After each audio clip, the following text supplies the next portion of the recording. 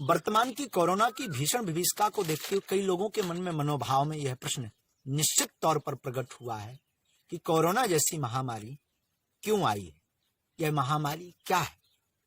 कई लोगों के मन में यह भाव है कोरोना जैसी महामारी को देखते हुए।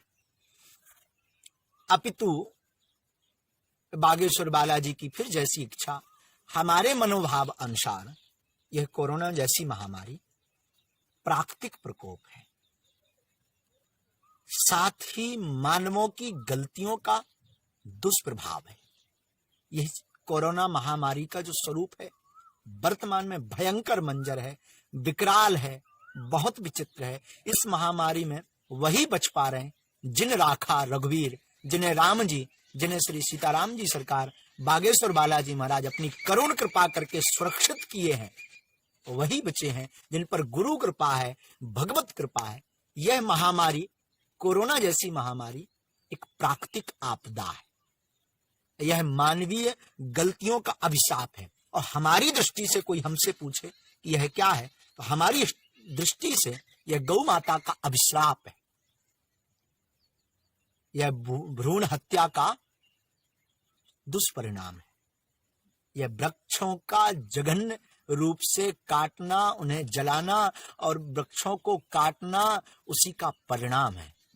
यह कोरोना महामारी नृशंस जीवों की हत्या का दुष्परिणाम है, अनेक नृशंस जीवों की जो हत्या की उसका दुष्परिणाम है। ये गौ के साथ जो अत्याचार हुए, जो गति गौ माता की हुई, आज वही गति मानवों की हो रही है, संपूर्ण विश्व में हो रही है। गौ माता को मुसीका लगाया तो आज मानव मुसीका लगा करके घूम रहा, गौ माता को खूब पीटा बेवजह तो आज मानव भी गाइडलाइंस का पालन करवाने के लिए पुलिस के हाथों डंडे खा रहा। गौ माता रोड पर एक्सीडेंट में गिर गई, मर गई, कोई छूने वाला नहीं, कोई जलाने वाला नहीं। तो आज मानवों की भी वही गति है कि कोई अगर मर जाता कोरोना महामारी में तो कोई छूने वाला नहीं, कोई जलाने वाला नहीं है। ऐसी स्थिति मानवों की मेरी दृष्टि से गौ माता के कारण है। हमारी दृष्टि से पाश्चात्य सभ्यता का अनुकरण करने के कारण, दीप को छोड़ के, यज्ञ को छोड़ के, वेद को छोड़कर आजकल एसी रूमों में बैठ बैठ करके दीपों को जलाना बंद कर दिया।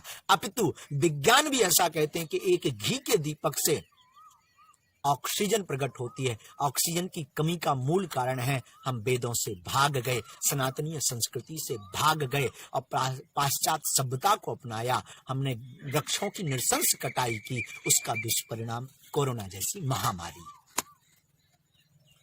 हमारी दृष्टि से कोरोना जैसी महामारी हृदय पर अगर हो, लंग्स पर हो, फेफड़ों में हो तो काबू पाई जा सकती है, पर यह भय के कारण, भय के माहौल के कारण लंग्स के साथ साथ यह दिमाग पर लोगों के बैठती जा रही और उसका परिणाम मृत्यु दर अत्यधिक हो रही है।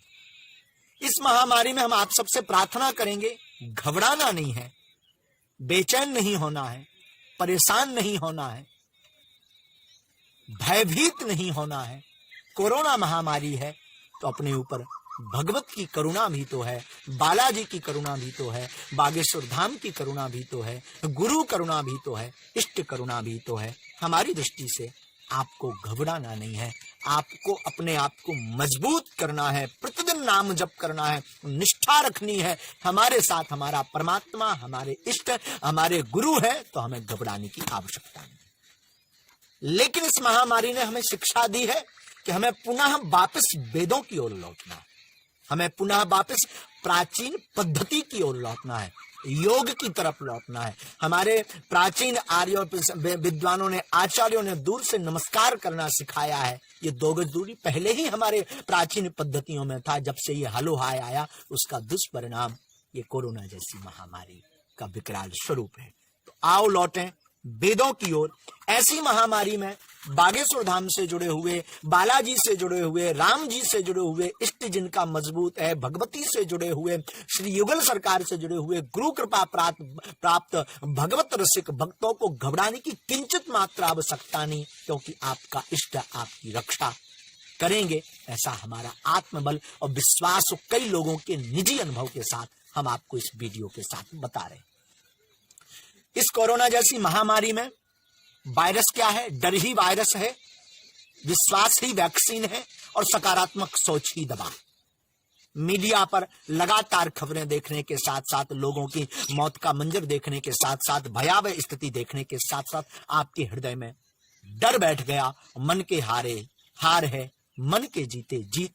ये मन के हारे हार के कारण ही आप भयभीत हो जाते और कई कमजोर दिल के लोग मौत को गले लगा लेते हैं।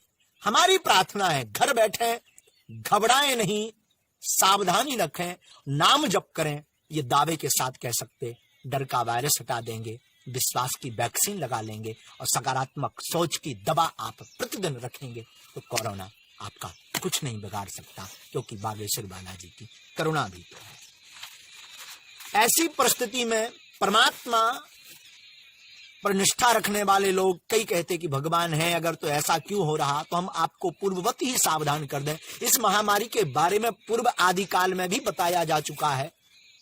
वीडियो पूरा जरूर देखें ताकि आपको समझ आए महामारी क्या है, और इसके बारे में पहले भी बड़े बड़े महापुरुष बता चुके हैं और बड़े बड़े महापुरुषों ने आगाज किया, सावधान किया, और हम उसको भूलकर लगे पाश्चात्य सभ्यता की ओर, लगे अपने मन के अनुसार कार्य करने को। उसका दुष्परिणाम संपूर्ण जीव, संपूर्ण मानव भोग रहा है। कृपा करके अब सावधान हो जाएं, आओ लौटें वेदों की ओर। इस पर कई लोग प्रश्न करेंगे कि कब किसने क्या कहा, तो पहले जानते हैं कोरोना महामारी आई क्यों। आई का कारण हम आपको बता चुके हैं, वृक्षों की कटाई के कारण, अंधाधुंध कटाई के कारण, नृशंस जीवों की हत्या के कारण, भ्रूण हत्या के कारण मानव अपना धर्म भूल गया, अपनी प्रभुता भूल गया और खुद खुदा बन बैठा। और आज उस परमात्मा ने थोड़ी सी क्या पूछ घुमाई, सबकी आंखें खुली रह गई। लोग पूछेंगे महामारी के बारे में पहले कब किसने बताया, तो हम आपको बताएं। सूरदास का एक पद है जिसमें सूरदास बाबा पूर्ववत ही लिख गए, रे मन धीरज क्यों ना धरे, रे मन धीरज क्यों ना धरे, संबत 2000 के ऊपर ऐसो योग परे, पूरब पश्चिम उत्तर दक्षिण चहुदिस काल परे, अकाल मृत्यु जगमाही व्यापे, प्रजा बहुत मरे, सहस बरस लगी सतयुग व्यापे, सुख की दशा फिरे, स्वर्ण फूल बन पृथ्वी फूले, धर्म की बेल बढ़े, काल ब्याल से वही बचेगा जो हंस का ध्यान धरे, सूरदास हरि की यह लीला, तारे नहीं टरे, रे मन धीरज क्यों न धरे। सूरदास बाबा उस वक्त की गतिविधियों को देखकर इस पद को लिख करके सावधान करते हैं कि महामारी में ऐसा 2000 संबत 2000 के ऊपर ऐसा योग पड़ेगा कि पूर्व पश्चिम उत्तर दक्षिण चारों दिशाओं में हाहाकार मचेगा, प्रजा बहुत मरेगी, अकाल मृत्यु की मौत की गर्त में सब जावेंगे। ऐसा योग पड़ेगा, ऐसी स्थिति बनेगी, लोगों में त्राहिमाम होगी। इस महाकाल में काल व्याल से वही बचेगा जो हंस का ध्यान करेगा। हंस का तात्पर्य परमहंस परमात्मा, परमहंस गुरु, परमहंस सदगुरु, परमहंस इष्ट भगवती, अपने अपने इष्ट का जो ध्यान करेगा, उनकी संरक्षण में रहेगा, वही बचेगा। ये हम नहीं कहते, सूरदास बाबा का पद कहता है। महामारी, कोरोना जैसी महामारी महाकाली का ही रूप है। अध्यात्म दृष्टि से हम आपको सिद्ध करके बताते हैं। आप दुर्गा सप्तशती का 12वां अध्याय उठाइए। दुर्गा सप्तशती के 12वें अध्याय का 37वां एवं 38वां श्लोक पढ़िए। 37वें श्लोक की दूसरी पंक्ति में जब प्रारंभ करते तो लिखा है, व्याप्तम तयेत सकलम ब्रह्मांडम मनुजेश्वरा, महाकाल्या महाकाले महामारी स्वरूपया। माफ कीजिए, 38वें श्लोक की यह पंक्ति कहती है, व्याप्तम तयेत सकलम ब्रह्मांडम मनुजेश्वरा, महाकाल्या महाकाले महामारी स्वरूपया। इसके आगे के श्लोक में 39वें श्लोक में लिखा, शैव महाकाली शैव काले महामारी शैव सृष्टि भवत्यजा, स्थितम करोति भूतानाम शैव काली सनातनी। 38वें और 39वें श्लोक में स्पष्ट रूप से दुर्गा सप्तशती के बारे में अध्याय में लिखा हुआ है, हे राजन, महाप्रलय के समय में महामारी का स्वरूप धारण करने वाली में महाकाली ही इस समस्त ब्रह्मांड में व्याप्त हैं, और वे ही समय समय पर महामारी होती हैं, और वे ही स्वयं अजन्मा होती हुई भी सृष्टि के रूप में प्रकट होती हैं। वे सनातनी देवी ही समयानुसार संपूर्ण भूतों की रक्षा भी करती हैं। महाकाली ही महामारी का रूप धारण करके आती हैं। ये महाकाली महामारी का रूप धारण करके आई और ये यही सबकी रक्षा करती हैं।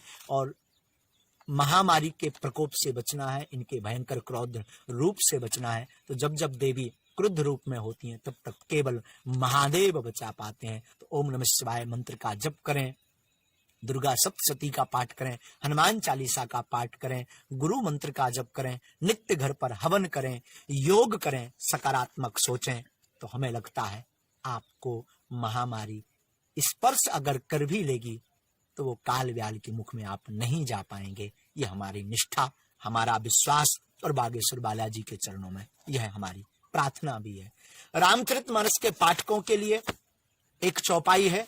इस पाठ के करने से, चौपाई के हवन करने से सकारात्मक विचार, औषधि, योग एवं शुद्ध आहार व्यवहार और सावधानी रखने से आपको महामारी स्पर्श नहीं करेगी, और हो भी जाएगी तो इस पाठ के करने से, नाम जप करने से, औषधि लेने से आप इस महामारी से उबल भी पाएंगे। अगर कोई ग्रसित है तो उनके लिए मैं प्रार्थना करूं, इस चौपाई का लेटे लेटे आप घर बैठे बैठे जाप करें। रामचरितमानस की चौपाई है, दीन दयाल बिरदु संभारी हरहु नाथ मम संकट भारी। पुनः सुने, दीन दयाल बिरदु संभारी हरहु नाथ मम संकट भारी। भगवान दीन दयाल से प्रार्थना करें, प्रभु इस भारी संकट का हरण करें, हमारे संकट को दूर करें, इस महामारी से हमें बचाएं। इस चौपाई का जो प्रतिदिन 108 बार पाठ करके दशांश हवन करेगा, उसे महामारी से भगवान श्री राम जी सरकार बचाए रखेंगे, और जो ग्रसित हैं उन्हें निकाल देंगे। ऐसी हमारी रामचरित पीठ की ओर, पूज्य पाद पराताश्विनी गोस्वामी तुलसीदास जी की ओर और हनुमान जी के चरणों में हमारी निष्ठा और श्रद्धा है। निश्चित तौर पर आप भी इस निष्ठा और श्रद्धा को जगाएं तो महामारी आपका कुछ नहीं बिगाड़ पाएगी। तीसरी बात, लोग, मानव विकास करते करते इतना पागल हो गया कि अपने सर्कल ऐप अपने शहर का अपना ऐप।